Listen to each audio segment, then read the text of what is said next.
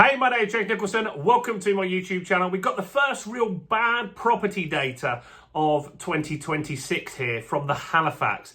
They're saying house prices are down significantly in March, and if this continues, it will not be a good 2026.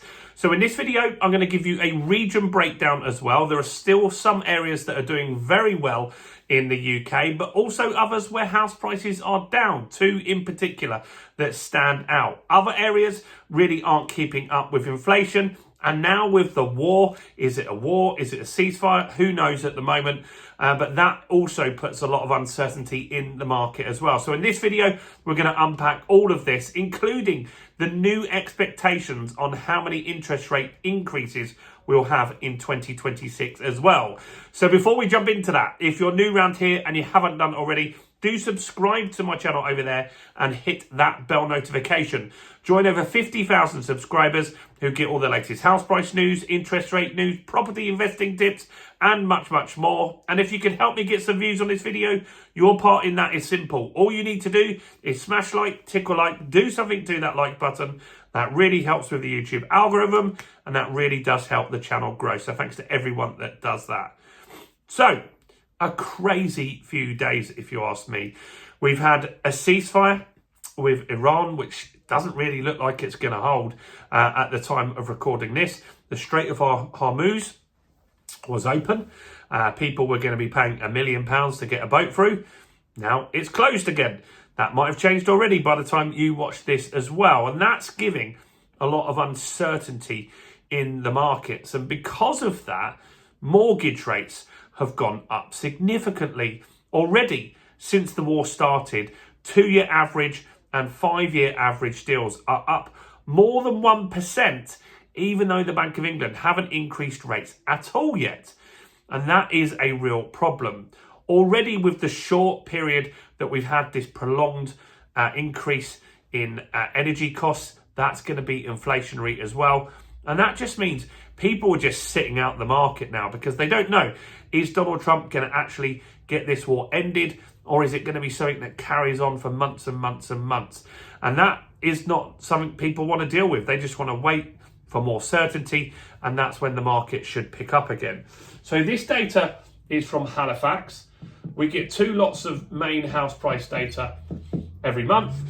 We get the Halifax data and we get the nationwide data. So Halifax are owned by Lloyds, and they are one of the biggest lenders in the country. And they're saying that house prices in March dropped by 0.5%.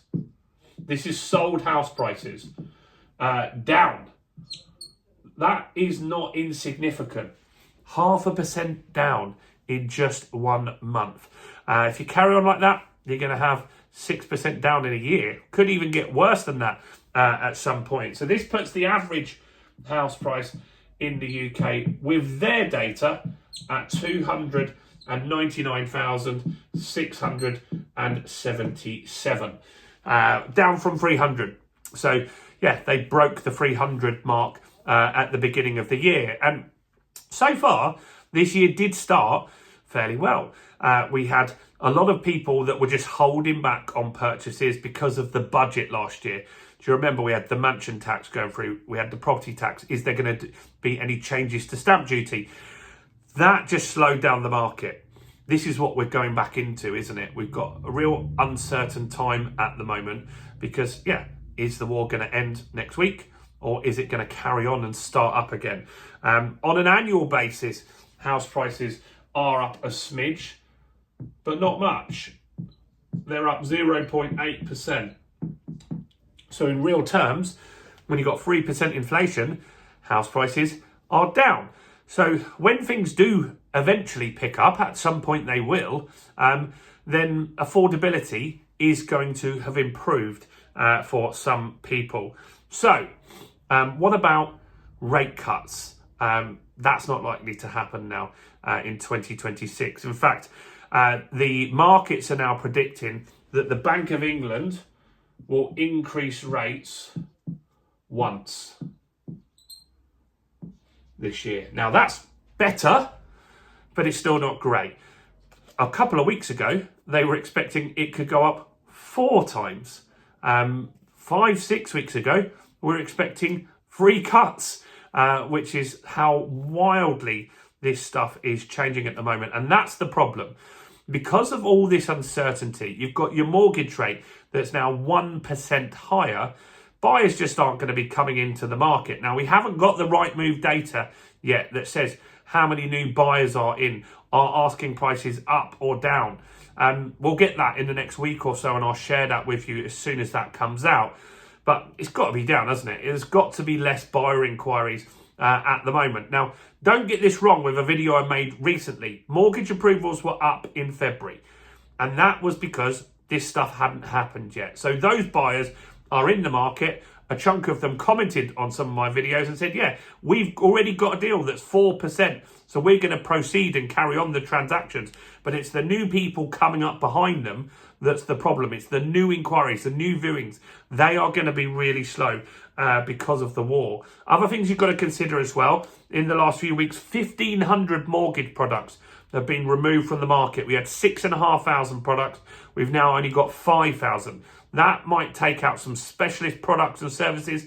It just means there's less buyers, less opportunity in the market. But what's the market looking like on a regional basis, according to Halifax?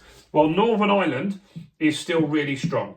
And so Northern Ireland annual is it up 8.7%. Not bad.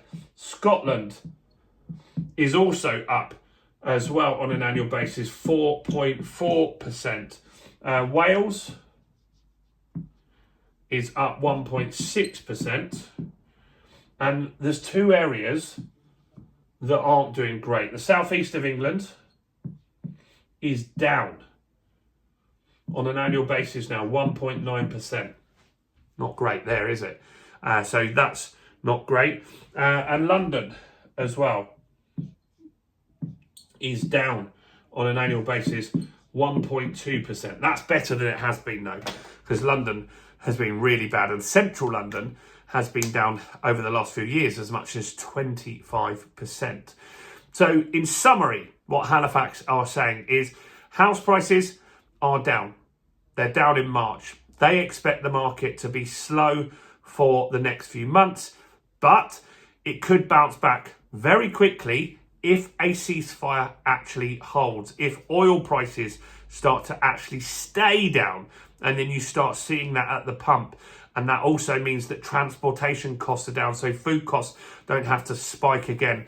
If those things hold, this could bounce back by the summer. If not, we're in an absolute world of pain. And who knows, all bets are off now where house prices will end up. That, though, could be an opportunity. So if you want to buy a property to live in or to invest in, it is a buyer's market at the moment. And so you can get some really good deals. There might be a property up for 100 grand. There might be 10 up for 100 grand. You might find one buyer that will take 80 grand if you can give them a quick sale, securing yourself some more equity. And if you're going to invest in a property to live in or to own as an investment, you should be looking for stuff that you can add value to create more equity and protect yourself as well. So that's my suggestion. What do you think is going to happen with house prices? Let me know in the comments below. If you haven't grabbed it yet, do grab the Renters' Rights Act information sheet. Nearly 3,000 of you have grabbed it now. You can grab it here. If you're a landlord, you've got to get this to your tenant by the end of next month. If you're a tenant, you're expecting this, but you might as well grab a copy, have a look, help your landlord out, let them know they need to get you a copy of this. Very, very important. Do also check out all the other content that we've got on the channel as well, including this video right here.